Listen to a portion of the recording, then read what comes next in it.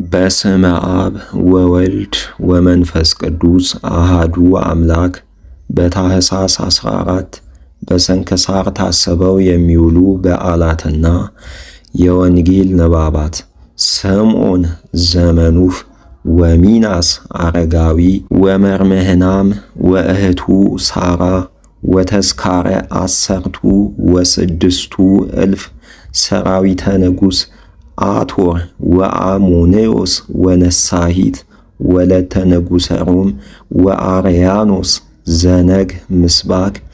መዝሙር 42 ከቁጥር 3 እስከ 4 ፈኑ ብርሃነከ ወጽድቀከ እማንቱ ይምርሃኒ ወይሰዳኒ ደብረ መቅደስከ ወውስተ አብያቲከ እግዚኦ። የቅዱስ ዮሐንስ ወንጌል ምዕራፍ 5 ከቁጥር 33 እስከ 36 ያለው ኃይለ ቃል እንዲህ ይላል። እናንተ ወደ ዮሐንስ ልካችሁ አልነበረምን? እርሱም ምስክርነቱን በእውነት ነገራችሁ። እኔ ግን የሰውን ምስክር የምሻ አይደለሁም፣ ነገር ግን እናንተ ትድኑ ዘንድ ይህን እላለሁ። እርሱ የሚነድና የሚያበራ መብራት ነበረ። እናንተም አንዲት ሰዓት በብርሃኑ ደስ ሊላችሁ ወደዳችሁ። ስለ ቃሉ የቃሉ ባለቤት ልዑል እግዚአብሔር ስሙ የተመሰገነ ይሁን። የመጀመሪያው የቅዱስ ጳውሎስ መልእክት ወደ ቆሮንቶስ ሰዎች ምዕራፍ 11 ከቁጥር 1 እስከ 17 ያለው ኃይለ ቃል እንዲህ ይላል። እኔ ክርስቶስን እንደምመስለው እኔን ምሰሉ። ወንድሞቼ ሆይ አመሰግናችኋለሁ፣ ዘወትር ታስቡኛላችሁና ያስተማርኋችሁንም ትምህርት ጠብቃችኋልና። ነገር ግን የወንድ ሁሉ ራሱ ክርስቶስ፣ የሴትም ራሷ ወንድ፣ የክርስቶስም ራስ እግዚአብሔር እንደሆነ ልታውቁ እወዳለሁ። ራሱን ተከናንቦ የሚጸልይ ወይም የሚያስተምር ወንድ ሁሉ ራሱን ያዋርዳል።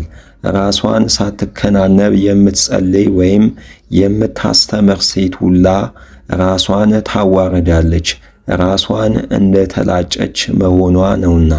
ሴት ካልተከናነበች ትላጭ ወይም ጠጉሯን ትቆረጥ። ለሴት ጠጉሯን መቆረጥ ወይም መላጨት ውርደት ከሆነ ትከናነብ። ወንድ በሚጸልይበት ጊዜ ሊከናነብ አይገባውም፣ የእግዚአብሔር አርአያውና አምሳሉ ነውና። ሴትም ለባሏ ክብር ናት፣ ሴት ከወንድ ተገኝታለችና፣ ወንድ ግን ከሴት የተገኘ አይደለም። ወንድ ስለ ሴት አልተፈጠረም፣ ሴት ስለ ወንድ ተፈጠረች እንጂ። ስለዚህም ሴት ስለ መላእክት ሥልጣን ለራሷ ሊሆን ይገባል። ነገር ግን አሁን ሴት ከባሏ አትለይ፣ ወንድም ከሚስቱ አይለይ። ሁላቸውም በጌታችን ኑሩ። ሴት ከወንድ እንደ ተገኘች እንዲሁ ወንድ ከሴት ተገኘ። ነገር ግን ሁሉ ከእግዚአብሔር ነው። እስኪ እናንተ ራሳችሁ ፍረዱ። ሴት ወደ እግዚአብሔር በምትጸልይበት ጊዜ ልትከናነብ አይገባምን? ተፈጥሮአስ አያስረዳችሁምን? ወንድ ግን ጠጉሩን ቢያሳድግ ነውር ነው፣ ለሴት ግን ጠጉሯን ብታሳድግ ክብሯ ነው። ለሴት ጠጉሯ እንደ ቀጸላ ሆኖ ተሰጥቷታልና። ነገር ግን የሚጠራጠር ቢኖር እኛ ወይም የእግዚአብሔር ቤተ ክርስቲያን እንዲህ ያለ ልማድ የለንም። ስለ ቃሉ የቃሉ ባለቤት ልዑል እግዚአብሔር ስሙ የተመሰገነ ይሁን። የመጀመሪያው የቅዱስ ጴጥሮስ መልእክት ምዕራፍ 1 ከቁጥር 13 እስከ ፍጻሜ ያለው ኃይለ ቃል እንዲህ ይላል። ስለዚህ የልቡናችሁን ወገብ ታጥቃችሁና ነቅታችሁ ኑሩ። ኢየሱስ ክርስቶስም ሲገለጥ የምታገኙትን ጸጋ ፈጽማችሁ ተስፋ አድርጉ። እንደሚታዘዙ ልጆች ባለማወቃችሁ አስቀድሞ የኖራችሁበትን ክፉ ምኞት አትከተሉ። ነገር ግን የጠራችሁ ቅዱስ እንደሆነ እንዲሁ እናንተም በአካሄዳችሁ ሁሉ ቅዱሳን ሁኑ፣ እኔ ቅዱስ ነኝና ቅዱሳን ሁኑ የሚል ተጽፏልና። ለሰው ፊትም ሳያዳላ በእያንዳንዱ ላይ እንደ ሥራው የሚፈርድ አብን የምትጠሩት ከሆነ በሕይወታችሁ ዘመን ሁሉ በፍርሃት ኑሩ። ከአባቶቻችሁ ከወረሳችሁት ከማይረባና ከማይጠቅም ሥራችሁ የተቤዣችሁ በሚጠፋ በወርቅ ወይም በብር እንዳይደለ ታውቃላችሁ።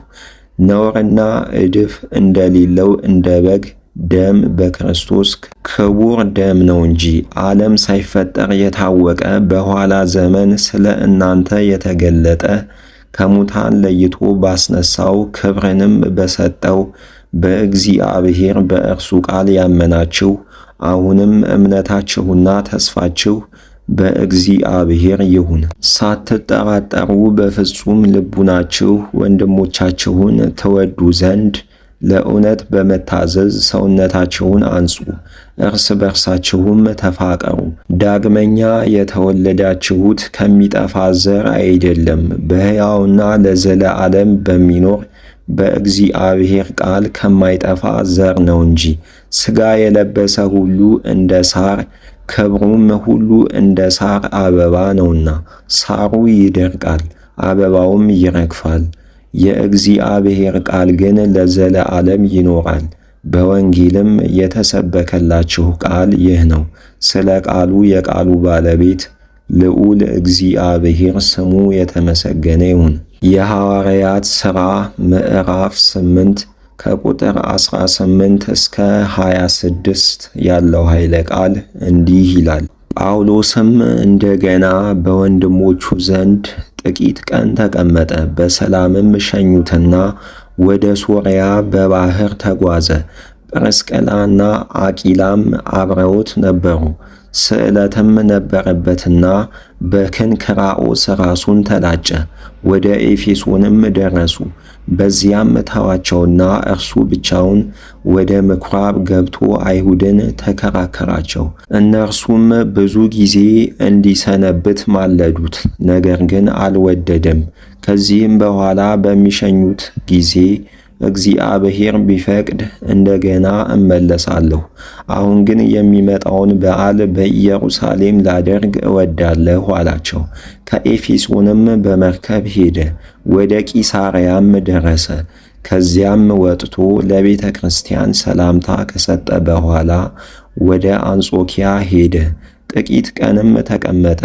ከዚያም ወጥቶ በገላትያና በፍርግያ በኩል በተራ እየዞረ ሄደ። ደቀ መዛሙርትንም አጸናቸው። በእስክንድርያም የሚኖር ንግግር የሚችልና መጽሐፍን የሚያውቅ አጵሎስ የሚባል አንድ አይሁዳዊ ሰው ወደ ኤፌሶን መጣ። እርሱም የእግዚአብሔርን መንገድ የተማረ ነበር። ስለ ኢየሱስ ክርስቶስም ሊያስተምርና ሊመሰክር ከልቡ የሚተጋ ነበር። ነገር ግን የዮሐንስን ጥምቀት ብቻ ተጠምቆ ነበር። ስለ ቃሉ የቃሉ ባለቤት ልዑል እግዚአብሔር ስሙ የተመሰገነ ይሁን። ምስባክ መዝሙር 138 ከቁጥር 12 እስከ 13 ወሌሊትኒ ብሩህ ከመ መዓልት በአምጣነ ጽልመታ ከማሁ ብርሃና እስመ አንተ ፈጠርከ ኩለያተየ እግዚኦ። የቅዱስ ማቴዎስ ወንጌል ምዕራፍ 10 ከቁጥር 16 እስከ 23 ያለው ኃይለ ቃል እንዲህ ይላል። እነሆ እኔ እንደ በጎች በተኩላዎች መካከል እልካችኋለሁ። እንግዲህ እንደ እባብ ብልሆች እንደ ርግብም የዋሆች ሁኑ። ከክፉዎች ሰዎች ተጠበቁ፣ ወደ አደባባዮች አሳልፈው ይሰጧችኋልና በምኵራቦቻቸውም ይገርፏችኋልና። ለእነርሱና ለአሕዛብ ምስክር ትሆኑ ዘንድ ስለ እኔ ወደ መሳፍንት ወደ ነገሥታት ይወስዷችኋል። አሳልፈው በሰጧቸው ጊዜ እንዴት ወይም ምን እንደምትናገሩ አትጨነቁ። በዚያች ሰዓት የምትናገሩት ይሰጣችኋልና የሰማያዊው አባታችሁ መንፈስ እርሱ በእናንተ ላይ አድሮ ይናገራል እንጂ የምትናገሩ እናንተ አይደላችሁም። ወንድምም ወንድሙን አባትም ልጁን ለሞት አሳልፎ ይሰጣል። ልጆችም በወላጆቻቸው ላይ ይነሳሉ ይገድሏቸዋልም። ስለ ስሜም በሰው ሁሉ ዘንድ የተጠላችሁ ትሆናላችሁ። እስከ ፍጻሜ የሚታገስ ግን እርሱ ይድናል። ስለ ቃሉ የቃሉ ባለቤት ልዑል እግዚአብሔር ስሙ የተመሰገነ ይሁን።